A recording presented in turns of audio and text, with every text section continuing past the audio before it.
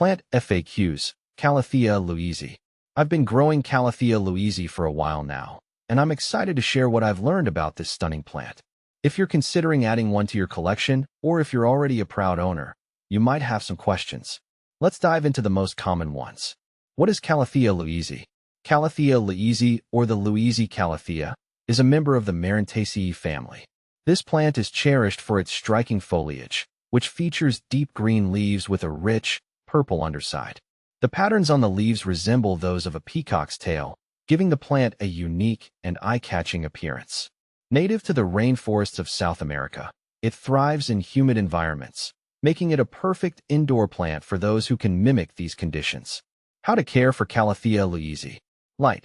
Calathea louisae prefers bright, indirect light. Direct sunlight can scorch its leaves, so place it near a window with filtered light or in a well-lit room. Water. Keep the soil consistently moist but not waterlogged. Calathea louisae is sensitive to chlorine and fluoride, so use distilled or filtered water if possible. Let the top inch of soil dry out before watering again. Humidity. High humidity is crucial for this plant.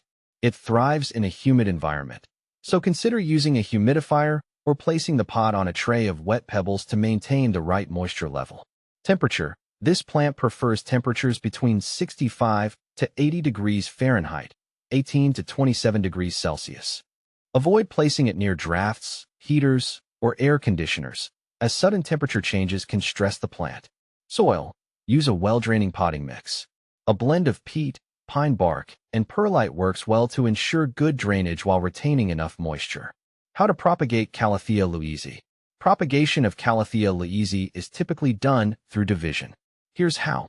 Choose the right time. The best time to propagate is during the growing season, spring, or early summer. Prepare the plant. Remove the plant from its pot and gently separate the roots into smaller sections, each with a few stems and roots. Pot up. Plant each section into its own pot with fresh potting mix.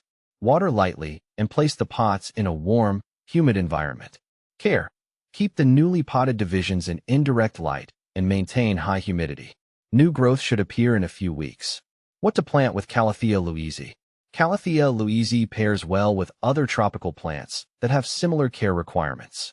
Some good companions include philodendron. Varieties like Philodendron Xanadu or Philodendron Brazil work well due to their similar light and humidity needs. Fern. Boston fern or maidenhair fern can add a lush, green contrast and thrive in the same humid conditions. Pothos.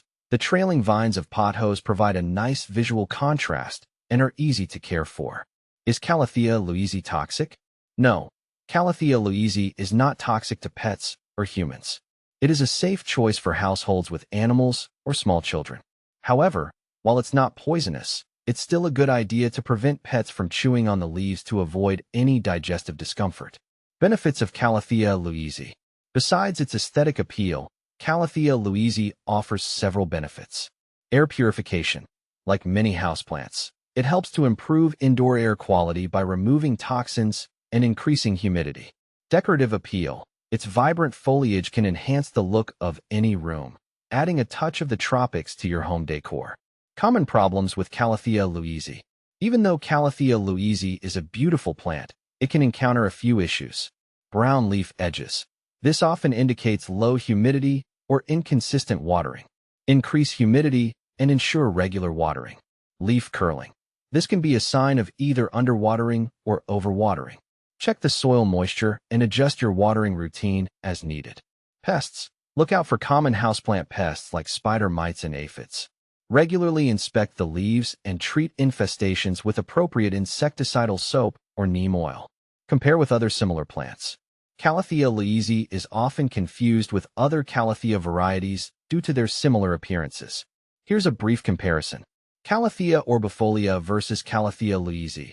While both have striking foliage, Calathea orbifolia is known for its larger, round leaves with silver stripes, whereas Calathea louisae has more elongated leaves with a deeper green and purple underside.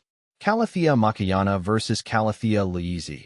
Calathea macayana, or the peacock plant, has more intricate leaf patterns with a lighter green hue compared to the bolder look of Calathea louisae. I hope this FAQ helps you in caring for and appreciating your Calathea louisae. If you have any more questions or need further advice, feel free to ask.